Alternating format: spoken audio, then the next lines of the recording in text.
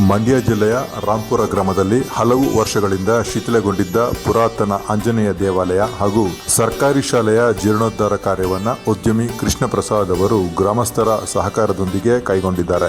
ಬಾಲ್ಯದಲ್ಲಿ ಇದೇ ಗ್ರಾಮದಲ್ಲಿ ಪೂರ್ವಿಕರೊಂದಿಗೆ ವಾಸವಾಗಿದ್ದ ಕೃಷ್ಣ ಪ್ರಸಾದ್ ಅವರು ಪ್ರಸ್ತುತ ಬೆಂಗಳೂರಿನಲ್ಲಿ ಕುಟುಂಬ ಸಮೇತ ನೆಲೆಸಿದ್ದು, ಹುಟ್ಟೂರಿನ ಮೇಲಿನ ಅಭಿಮಾನದಿಂದ ಕೋಟ್ಯಾಂತರ ರು ವೆಚ್ಚದಲ್ಲಿ ದೇವಾಲಯ ಮತ್ತು ಶಾಲಾ ಕಟ್ಟಡವನ್ನ ಹೈಟೆಕ್ ಮಾದರಿಯಲ್ಲಿ ಮರು ನಿರ್ಮಿಸುತ್ತಿದ್ದಾರೆ. ವನವಾಸದ ಸಂದರ್ಭದಲ್ಲಿ ಶ್ರೀರಾಮ ಈ ಗ್ರಾಮದಲ್ಲಿ ನೆಲೆಸಿದ್ದರೆಂಬ ಐತಿಹ್ಯ ಹೊಂದಿರುವ ರಾಂಪುರ ಗ್ರಾಮದ ನೂತನ ಆಂಜನೇಯ ದೇವಾಲಯದ ಲೋಕಾರ್ಪಣೆ ಇದೇ ಜುಲೈ 4ರಂದು ನಡೆಯಲಿದೆ.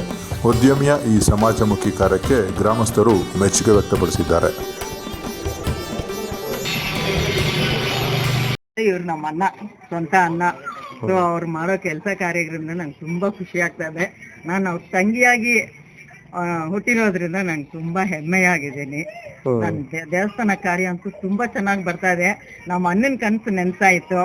So we are all happy. ನಂಗೆ ತುಂಬಾ ಖುಷಿಯಾಗಿ ನಮ್ಮ ಕುಟುಂಬದವರು, ನಮ್ಮ ಅತ್ತಿಗೆ, ನಮ್ಮ ಮಕ್ಕಳು ಎಲ್ಲರೂ ತುಂಬಾ ಸಪೋರ್ಟ್ ಮಾಡ್ತಾ ಇದಾರೆ ನಮ್ಮ ಅಣ್ಣನಿಗೆ. ನಮ್ಮ ಕೈಯಲ್ಲಿ ಆದಷ್ಟು ಮಾಡ್ತಾ ಇದ್ದೀವಿ.